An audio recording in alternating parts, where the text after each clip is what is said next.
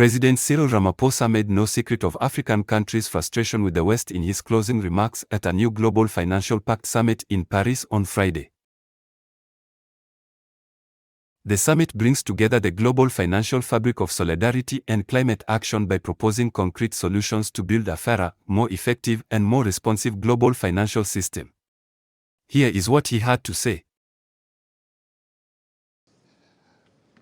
President Macron, I just want to start off on a very positive note in terms of what I think is evolving here.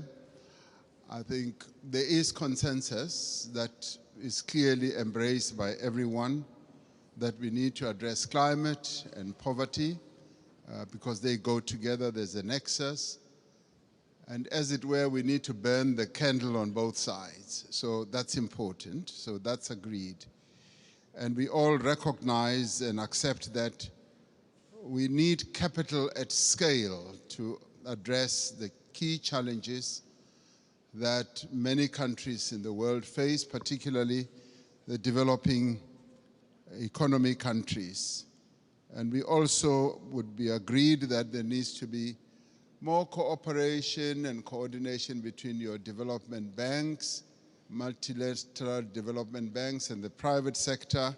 There needs to be coordination so that there is no fragmentation, which you kept talking about. But I think what is important to many of us is that there should be solid consensus on the reform of the financial architecture of the world. Because without that reform, the dreams and the objectives that we have to address our challenges will not be realized. And those reforms need to touch on a whole range of issues. Mr. Mo Ibrahim yesterday even spoke about something that we may think is insignificant, that the boards of directors of your multilateral institutions are not made up of independent directors. They are largely internal people or shareholders. So that in itself, for us, it's an important reform. We also need to look at the distribution of the special drawing rights. I find it a bit difficult to be told that this is set in the rules and it will forever be like that, and that it's either you get 0 or you get 34 billion. In our view, this is not a zero-sum game. It's a game where we all need to be dealt with equity in an equitable manner. And there is a need for reform in that regard as well. And the other important thing for this to happen, it will help us not to participate as unequal cousins in these institutions. It will help us to participate fully, and so that we don't have a sense that we are beggars, that we are being dealt with out of generosity. I think it's important in the new era that the world is in now that there should be a good measure of equality among sovereign nations. You know, recently, 7 African countries decided to go and put a call for peace to Ukraine and to Russia. And we raised a number of issues. Zambia was represented, Comoros was represented, Republic of Congo was represented, Senegal was represented, Uganda, as well as South Africa. So we were all represented, and Egypt as well. So we were all at one, that even as we were going to address an issue of the war which has had a negative impact on the African continent, which is the rise in prices for food, rise in prices for fertilizers, we were clear that we are not going there as beggars. We are not going to ask for a favor to both Ukraine and Russia. We were going there to say, open up the Black Sea Channel so that the grains and the fertilizers should go into the world market.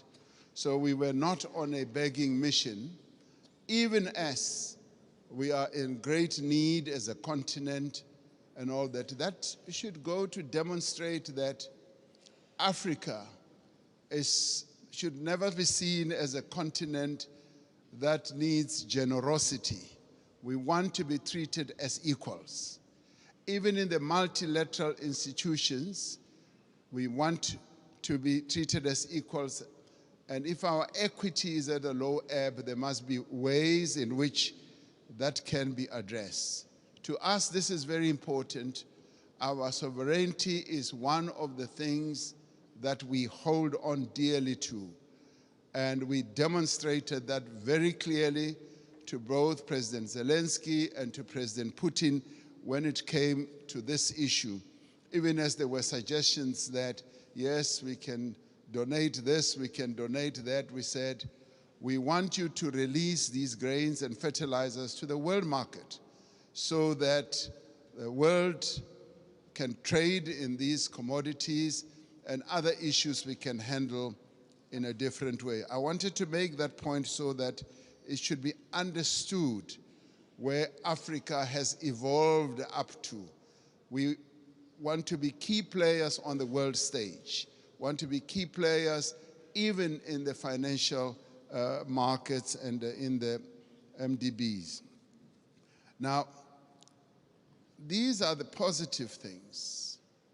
I do, Mr. President Macron, want us to address another issue which to us is a bit of a negative. You will have heard President Sisi talking about the 100 billion that was promised in Paris. President Sassou Nguesso yesterday as well also spoke about it at the dinner. Now, there is that issue that a number of the commitments that have been made have not really been fully lived up to.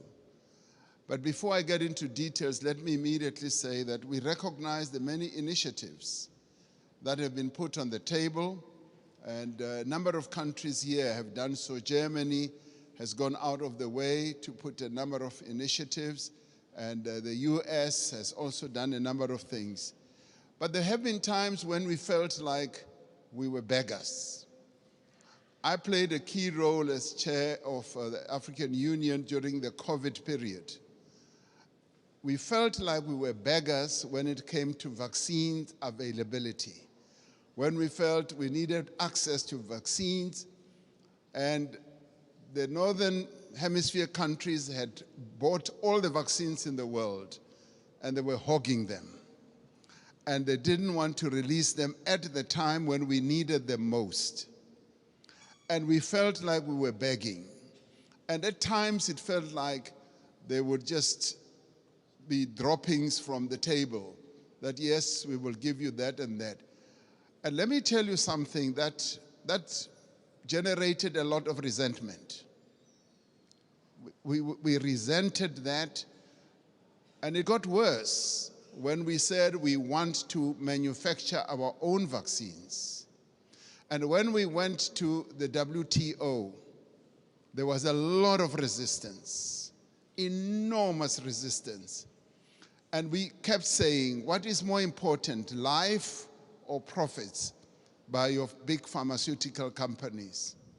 And that too, I must tell you now, generated and deepened that disappointment and resentment on our part, because we felt like life in the Northern Hemisphere is much more important than life in the Global South. And these are issues that need to be addressed. And I'm glad that we are all seated here like this, because we've got to get to the heart of these matters and address them. Now, I come to promises that have been made. And Chancellor Scholz was saying, we've got to walk the talk. Yes, we want to see the talk being walked. President Sassou Nguesso yesterday said at the dinner, $100 billion was promise per year. And he was saying, I've never seen that. And many of us will testify that that $100 billion has never really been made available. And this should stand out as something that needs to be addressed. Because sometimes we sit at conferences like this and say, yes, we'll make this available, and we believe you. We believe you, but now the tire must hit the tar. We must now see action flowing from that. Now, I want to then talk about something very practical.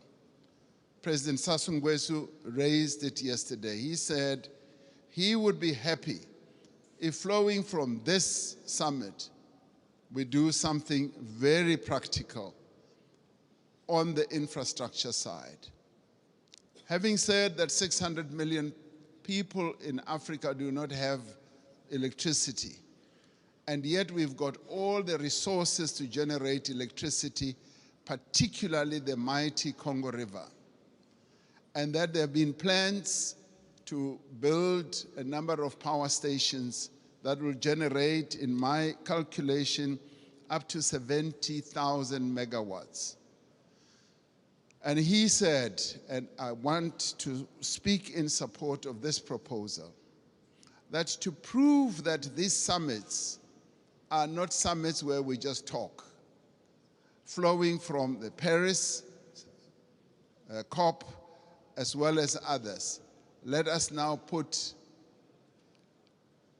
money on the table and collectively say we are going to address this mega project. A mega project which will in the end generate electricity for up to 12, 15 African countries all at one go. And this is a project that I think the multilateral development banks here working together, the call that you've made, President Macron, can actually fund. And where, as we rise from this, we should be able to say the Inga Dam is now going to be developed into the Inga Power Station, the one that President Sassou Nguesso mentioned, and the next one as well. If we can do that, then we as Africans will now be convinced that these summits are really meaningful. We will now go home and say, you know what, it's worthwhile going to these summits, coming to Europe, and to listen to all the promises because they are willing to act on the promises. This is what President Macron, I believe, will be one of the most important outcomes. The reform of the financial architecture, as well as a practical project, infrastructure project that is going to add a lot of value. President Sisi and I have been talking about a railway from Cape Town to Cairo for years. We will leave that for the next summit, but the one on generating electricity and building power stations on the Inga Dam is the most important, that is immediate, that I believe needs to be addressed now. Let's get that done, and then we will be convinced that you are serious with the promises that you make. Thank you.